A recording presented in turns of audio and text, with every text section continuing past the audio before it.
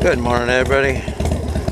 Rob here in Bakersfield, California, on the 2001 Custom Chrome Industry Softail, the bar hopper as I call it.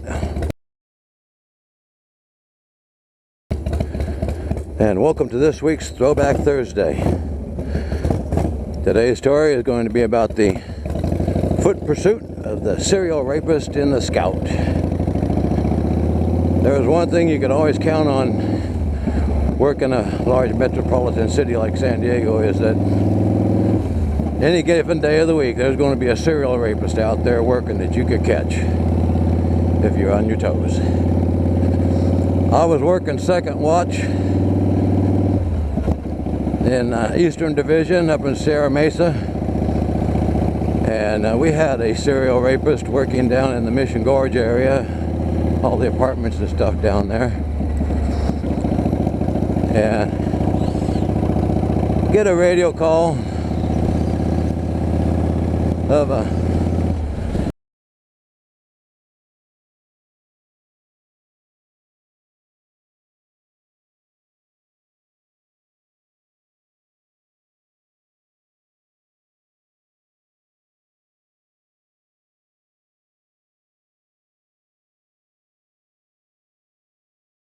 where somebody's trying to break into an occupied residential residence.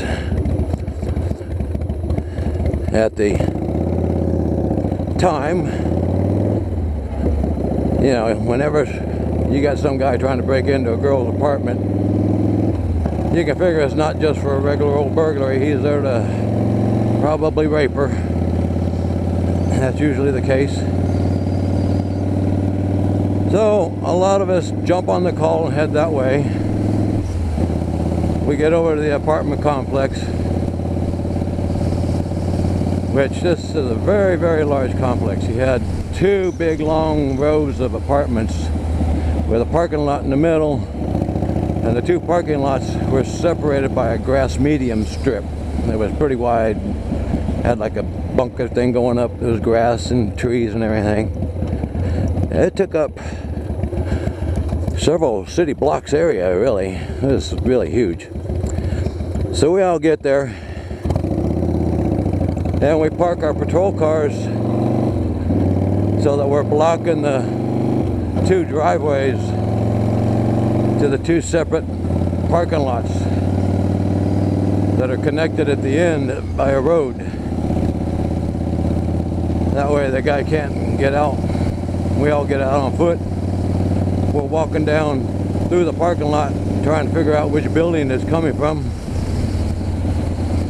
As we're walking down there, dispatch comes on the air and says that the suspect is fleeing, and the RP had followed, which is the reporting person, had followed him out to the parking lot, and he's getting into a green Jeep style vehicle. Well, we look down at the end of the parking lot, and sure enough, we see a vehicle backing out of a parking spot. And in the headlights, we see a woman standing there in a white bathrobe. He turns and he's facing towards us, and we're all in his headlights. He sees us, she sees us. She starts waving and yelling and pointing at the guy. So everybody takes off running down towards that. Because we, you know, now we assume, okay, that's got to be the person, that's got to be the guy, the suspect. Well, he backs up, turns around, and heads to the end of the parking lot to go around to the other side of that big grass medium area and head out the other way from where we're all at. So everybody keeps running down towards him and her, and I veer off to the left and cut through the grass medium, figuring, okay, he's going to the other side of that parking lot. I'm going to go over the other side of the parking lot and stop him. So I get over to the other side of the little grass hillside thing. He's coming up there, getting up close to me. I'm hiding in the dark. He shifts into second gear and he gets going. I come running out, jump up onto the side of the running boards, grab hold of the outside mirror, frame of the mirror, drew my weapon, stuck it in the side of his ear, ordered him to stop the vehicle and turn it off, which of course he did. He stops, turns the engine off. I jump off the running board, pull the door open and order him out, grab hold of him, put him up against the side of his vehicle, holster my gun, pat him down for weapons, handcuff him. By now, all the other officers that had run down to the other end, they had turned around, they were coming back up. They've got the victim, the RP, with them, and she's yelling, "Oh, that's the guy who was trying to break into my apartment." And everything. So, well, okay, we got him for attempted burglary at the very least. So, we're checking it out. The guy fits the description of our serial rapist for the area, and we're all pretty dang stoked about this now because we figure we've got our rapist based on the descriptions and everything. We'll let the detectives figure it all out later, but we've got him arrested for attempted burglary. Sergeant shows up, you know, asks everybody, you know, how it went down, and of course everybody else is, you know, going on and on. Oh, Rob chased him down and jumped on the side of the running board, stuck his gun in his ear and ordered him to stop. And he did. Well, Sergeant looks at me and he goes, "What would you have done if he hadn't stopped?" And I go, "Well, I didn't think that far ahead." And he goes, "Well, you're damn lucky he stopped." And I go, "Well, we did have the end of the parking lots blocked off with our patrol cars." And he goes, "Well, all right, you know. It's not a very good move. Don't ever do that again. That's dangerous. Could have got yourself killed or injured." And I go, "Yes, sir." Well, I give the arrest over to the officer whose beat it was, because he could use that more than I can, because by now I'm already gone through my injuries and there's no way I'm ever going to get promoted because of the injuries. I'm stuck at a police officer too for the rest of my career. He, on the other chance, has the opportunity to get promoted, become a FTO, go on to become an agent, a sergeant, whatever the hell he wants to do in the department. So I gave him the arrest to do. Another female officer, she decided to take the report. I think I was in the wrong place. So, you know, that leaves me free to go back to my beat. Well, we're all standing around talking. Decide to take this opportunity to get the sergeant to sign all of our other reports for the night. And the lieutenant heard all this going on the radio, so he left the station and came on down. You know, because we're all excited. We think we've got the serial rapist caught. And he comes over, well, he wants to know the story. How did you catch him? He goes, well, Rob chased him down on foot and jumped on the side of the running boards of the car and made him pull over and stop. Well, the lieutenant, you know, he's a little bit shocked about that whole thing, me chasing down a car and jumping on it and stopping him. He looks down at my feet, at my shoes. Well, as any of you know that have anything to do with the military or law enforcement, you have uniform specs, you have inspections, so on and so forth.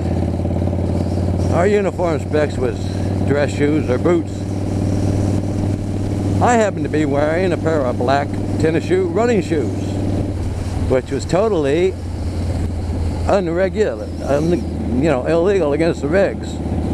That was not proper military attire or police officer attire. But I had found early in my career that I couldn't chase people down wearing dress shoes.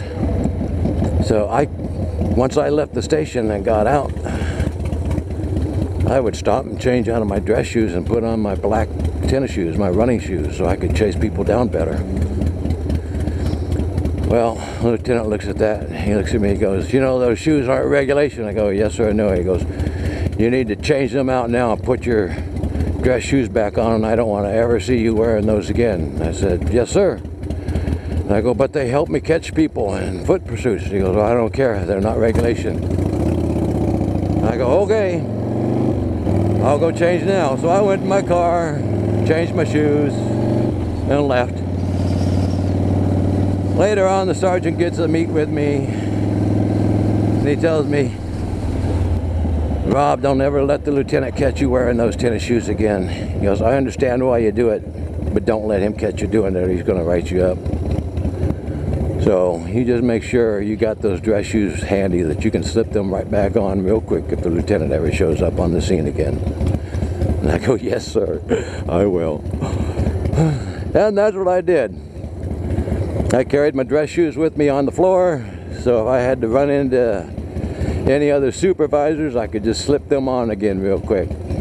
But I wore my black tennis shoes so I could catch people in foot pursuits. So that's my little story. It did turn out that he was our serial rapist. Detectives and sex crimes were all happier in hell. Made the area safer for all the women. Of course, there are still many more rapists out there running around. There always was. And all the guys on the squad got a big laugh about me wearing the tennis shoes and getting chewed out by the lieutenant. Of course, none of them ever had the balls to do it. But I mean, what the hell were they going to do? Give me days off without pay for violating uniform regulations? They probably would have if he caught me again. And this is not something I would ever recommend anybody ever doing. It's not exactly the smartest move in the world on my part. But I didn't think it that far ahead at the time. I was just focused in on catching that guy. And I did. So there you go. Hope you like my little story.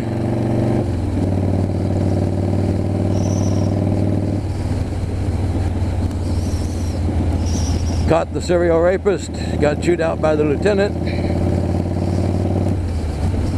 and everybody on the squad got a big laugh out of it.